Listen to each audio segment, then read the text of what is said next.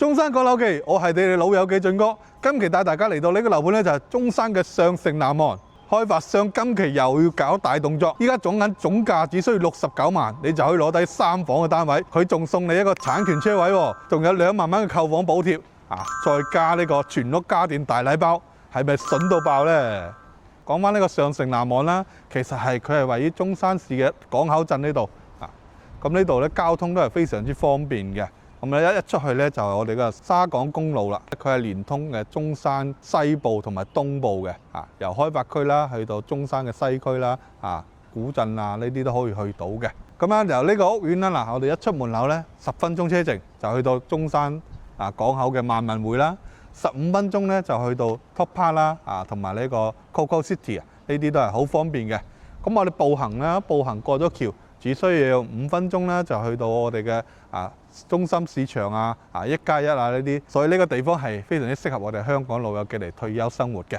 而且佢仲開通咗中港嘅直通巴士啦，每日都有直通巴士往返香港同埋呢度，非常之方便啊！呢個屋苑嘅環境咧非常之舒服嘅，佢又有泳池啦，有會所啦，落到嚟嘅話喺度休閒散步呢啲係非常之寫意嘅，通風採光都係非常之一流嘅。佢呢度咧係佔地唔好大，但係佢就係勝在係舒服咯，環境舒服，旺中帶靜。我哋退休生活需要嘅係乜嘢啊？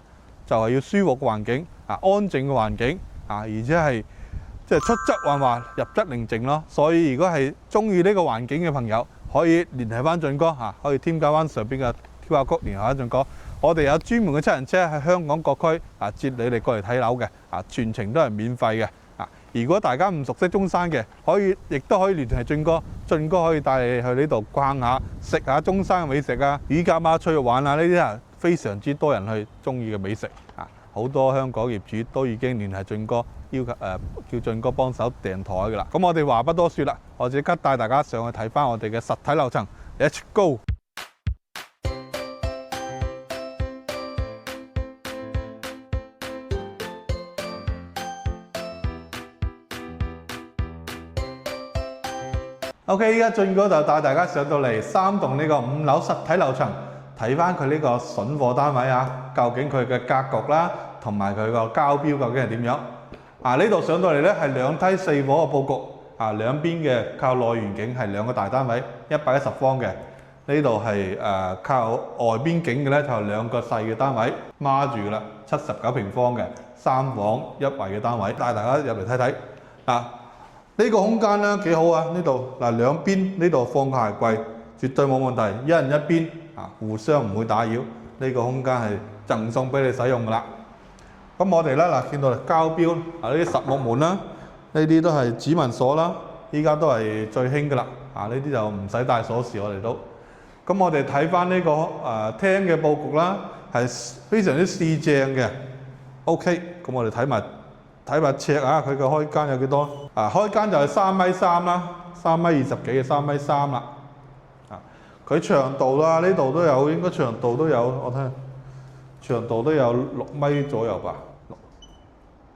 長度係5.5米，所以3.3米去到5.5米，呢度都差唔多有18個方。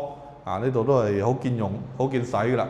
其實呢啲單位咧，一般都係我哋2個老伙計翻嚟退休生活啦，係非常之寫意嘅。高度都唔錯。佢已經係全部係精裝現樓，帶埋裝修，而且都係你冇睇個空框框買咗仲送埋全屋家電俾你嘅。我哋睇翻呢個景啦，5樓嘅話屬於低樓層啦。呢度呢個開間陽台呢度比較闊啲喎，比較闊落啲。你擺埋洗衣機、熱水器都係完全係足夠用嘅。咁如果係我哋即係想要個廳大啲嘅，封翻玻璃啦，封翻玻璃佢個空間更加大啦。咁對面呢度咧就係一個，其實呢個咧就係幼稚園嚟嘅。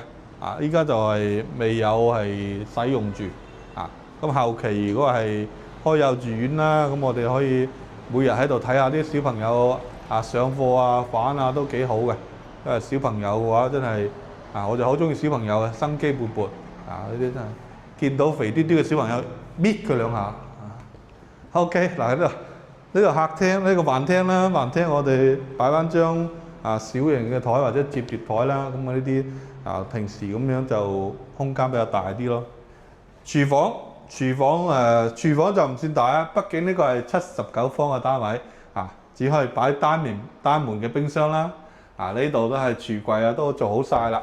呢度英雪嘅3件套，英雪嘅3件套就比較少見啲不過都係大牌子，英雪都係大牌子嚟㗎。咁呢啲做好晒啦。呢啲都係幾實用嘅。呢啲色嘅話搭配都還唔錯。呢啲星盤呢度其實呢度佢熱水係可以放呢度嘅，可以放到呢度都冇問題。咁而且呢度有一個通風窗先，都係好方便，好通風。咁你睇翻靜區啦，靜區嘅話呢度主人房左手邊即係主人房，主人房其實空間都唔細嘅喎，所以70幾方比好多100方左右嘅呢個主人房都係不遑多讓佢就主要係冇個套間嘅啫。呢啲而且呢啲佢都飄台都係打咗嘅，都係好實用而且佢呢啲做咗雙層隔音玻璃咧，佢個噪音都基本上隔絕咗90%以上，係聽唔到外邊馬路嘅噪音㗎啦。咁啦，我哋睇翻呢度啦，呢度其實呢個戶型70幾方嘅戶型，呢個都係經典嘅戶型啦。中間個房肯定係偏細少少㗎啦，我哋可以做翻衣帽間或者係做翻啲多功能房畢竟呢個房間嘅話都係比較實用嘅，放張床仔又得，睇你點用翻啦。佢呢度咧就係一個衞生間，所以呢個洗手盤佢就擺咗喺出邊啦。呢個膠標咧就小氣咗少少啦。如果我哋做翻個大嘅櫃咁樣，可以收納多啲嘢咯，多啲空間咁你個衞生間嘅話，佢就唔會好大噶啦一個人就肯定冇問題。不過就上廁所嗰度係比較逼少少咯。如果係肥啲嘅話就麻煩少少。不過呢度佢都係有個明窗啦。呢個通風採光都係唔錯嘅。咁再睇埋隔離間房啦。呢間客房其實呢間客房 OK 㗎。呢間客房四正正，呢度擺個5尺床嗰啲係非常之好用嘅。呢度擺埋衣櫃係嘛？呢個空間係幾好嘅。而且呢度望出去都係冇遮擋嘅，所以呢啲79方咁嘅佈局呢啲經典戶型真係2-3個人住係絕對冇問題咁我哋睇翻，其實膠標咧，老實講啦，膠標就係比較普通噶啦。畢竟你價錢擺喺度，你要求肯定冇咁高啦呢啲如果係我哋要求高嘅，咁就再花幾萬蚊，我哋再執下佢咯畢竟依家係79方嘅單位啦，總價佢只需要69萬，冇錯係69萬，首期只需要10萬咁我哋30年月供只需要2400蚊。咁咧呢個咧，如果係大家即係手頭唔想出咁多錢嘅，佢仲有一個首期3萬嘅 plan 喎咁你當然啦，可以掃翻上邊嘅 QR code 聯繫翻俊哥，俊哥會發啲詳細資料俾你究竟3萬首期月供只需要2000零蚊咁嘅單位真係好筍嘅，全屋家電送晒俾你，而且唔係話啲偏僻嘅地方呢個係離市中心係非常之近嘅，15分鐘車程嘅啫。咁如果係有需要大單位嘅朋友咧俊哥即刻帶你過隔離睇翻110方4房嘅單位，究竟係戶型係點樣，夠唔夠實用？咁我哋即刻行過隔離。OK， 依家俊哥就帶大家嚟到隔離呢個04單位，係110方4房2衛嘅佈局咁我哋睇下佢嘅格局係點樣，究竟係實唔實用一樣啦，膠標都係實木門加上電子鎖啦，呢啲就膠標啦。咁呢度咧，佢門口位咧，我哋可以做個薄嘅鞋櫃喎，好長呢度呢個位置可以做個櫃，可以收納咗好多嘢噶啦。咁咧佢就門口位就多咗個房俾你嘅呢個房咧呢個房即係呢個房間隔開間都好正，其實方方正正，你可以做多功能房啦、書房啦、麻雀房啦都冇問題呢度而家望翻內園景呢啲。我哋睇下幾多人用，幾多人住啊？其實如果係3-4個人咧，就呢啲嘅話真係好似正啦，好好用噶啦。都係一樣啦。嗱個廳唔細喎，呢個廳開間呢個應該係4米以上噶啦。我哋睇下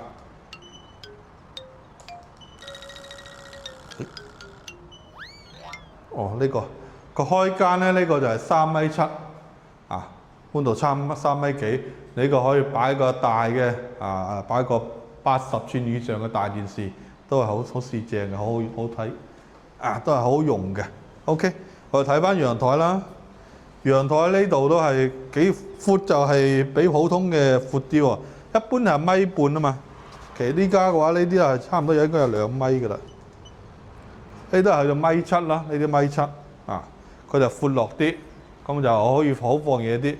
咁嗱，我哋望翻內園景啦，呢個內園景都係非常之舒服嘅。所以其實中意內園景嘅朋友咧，我哋建議揀翻6樓以下咯，即係睇起嗰新個景就好舒服咯。望到泳池啊，而且個樓間距都係非常之闊落。咁 OK 啦，嗱，咁我哋呢度3棟咧，其實係非常之近門口喎。近門口有咩好處咧？係嘛？我哋出到門口呢度就可以去如果係搭車嘅話，我哋又落到門口可以搭車去到萬民匯啦，上石岐啦，或者去 Coco City 去 Top Park 啲非常方便嘅。萬民匯講緊係10分鐘車程嘅啫，Coco City 就15分鐘啦。跟住如果步行咧，行到隔離就有竹廠啦，呢啲都好出名嘅。可以食嘢，好多嘢食嘅。去市場講緊係5分鐘車程，係真係非常之方便。最主要佢近住大馬路。OK， 咁我哋睇翻啦，睇翻呢個飯廳呢邊啦。飯廳呢邊真係夠晒大喎！你有冇見過咁大？好少啦，好少又有咁大嘅飯廳啦。咁我哋呢度可以改造下，其實擺張圓台喺度做一排櫃都 OK 嘅。做一排餐櫃，可以中意放酒嘅就放啲酒或者放啲收藏品呢度係幾好嘅。咁而且呢邊咧都係南北對流啦，呢邊就開咗窗之後嘅話，形成一個對流，空氣都流通得幾好嘅。咁睇翻廚房啦，廚房呢度，廚房係一個細嘅 U 字型廚房，但係呢度只可以放嗰個單門冰箱，雙門就唔夠位啦。但呢個廚房嘅話，2個人做嘢絕對冇問題嘅，櫥櫃呢啲 set 好晒，都係一樣，英式3件套，夠晒實用。呢啲星盤呢啲都係單嘅大盤，都係好實淨嘅。呢啲都係有通風採光窗俾你，唔會話唔對流採光通風都係冇問題嘅。咁我哋睇翻啦，睇翻靜區呢邊，靜區咧左手邊就係一個客圍啦。其實客圍 OK 喎，客圍幾闊落喎，闊度係好唔錯嘅。呢個係俾到驚喜，其實呢個客廁就比較大啲啦。呢個沐浴區咧，沐浴區嘅話就正常啦。呢度係佢因為呢個包咗管喺入邊，所以就顯得係窄咗少少。通風對流都冇問題。依家開咗窗之後，都係非常之通風，採光肯定冇問題。不過嘅話，我哋要遮翻佢啦。沖涼嗰個時候肯定要遮翻佢。OK， 呢個客房，呢個都係南向嘅客房。呢個開間都比較四正嘅。我哋擺個呢度5尺床擺櫃呢啲都 OK。呢度啦，呢啲佢玻璃咧，隔音玻璃用咗雙層嘅隔音玻璃，所以開咗窗同埋唔開窗嘅話，佢個聲音真係完全唔同。開關咗之後，基本上聽唔到出邊嘅聲啦。因為呢度5樓隔住馬路嘅話，佢一定要做翻好嘅隔音，唔係就係有啲老友記淺睡嘅話，可能被影響到啦。OK， 呢度啦，呢度就係其實就計翻落嚟就第3個客房啦。第3個客房更加四正喎，呢啲方方正正，你中意點樣擺得？6尺床，3邊6床都冇問題。最主要呢度嘅內園景，呢個內園景都係1流嘅，都係好四正。OK， 我哋再睇主人房，睇有冇驚喜主人房，主人房 OK 其實呢個主人房開間救護樂呢啲，你擺埋櫃識個6尺床呢啲都係非常之好用，因為佢冇個飄窗呢個百一方有咁大嘅主人房，都係有驚喜俾到大家噶。而且呢啲佢用咗大玻璃，中間嘅話一塊大玻璃，到時我哋拆咗護欄，嗰度通風採光非常之正都好唔錯。我哋睇埋主人衞生間，主人衞生間嘅話，佢就反而冇客圍咁大，因為佢就用咗個菱形個企缸，即係夠實用嘅啫。你話特別係非常之如果係身材大隻啲嘅話，都可能有少少逼傑。咁最後我哋當然係要睇價錢啦，係嘛？講到最後都係睇價錢嘅咧。價錢呢個110方嘅單位究竟係幾多咧？佢嘅總價依家就去到92萬，冇錯，92萬你就可以攞低呢個1300尺嘅單位。首期我哋14萬，只需要14萬啫，月供都係講緊3200蚊，就係可攞低呢個1300尺嘅單位啦。佢仲會送翻你一個車位，送你全屋家電。當然啦，我哋用一個低首付3萬嘅 plan。如果大家想用呢個 plan 嘅，可以添加翻上邊嘅 QR code，聯絡翻俊哥，俊哥會詳細同你講解，詳細發啲資料俾你。當然啦，如果係對呢個單位有興趣嘅話，都係聯繫下俊哥。我哋有專門嘅7人車去香港各區接你嚟呢度實地考察，可以試下港口嘅美食，睇下呢度環境啱唔啱你。其實呢度嘅係雖然係一個鎮區，但係呢個鎮區係非常之近石岐嘅，只係幾分鐘嘅車程就可以去個石岐市中心㗎啦。可以係旺中帶靜啦，配套嘅話都係非常之完善啦，係嘛？超市街市各種各樣嘅設施都係幾分鐘車程嘅事情，所以非常之適合我哋嘅老友記翻嚟呢度度假生活，長住都冇問題嘅。仲有咧，呢個樓盤佢又開通咗香港嘅直通巴士，每日都有直通巴士訪問香港，係非常之方便嘅。咁今集嘅影片就差唔多啦。如果未添加翻我哋 channel 嘅朋友記得添加翻我哋 channel。下期有咩精彩影片，咁你就肯定唔會錯㗎啦。你嘅關注、你嘅點擊就係我哋嘅動力。希望大家俾多啲動力我哋。咁我哋下期再見啦，拜拜。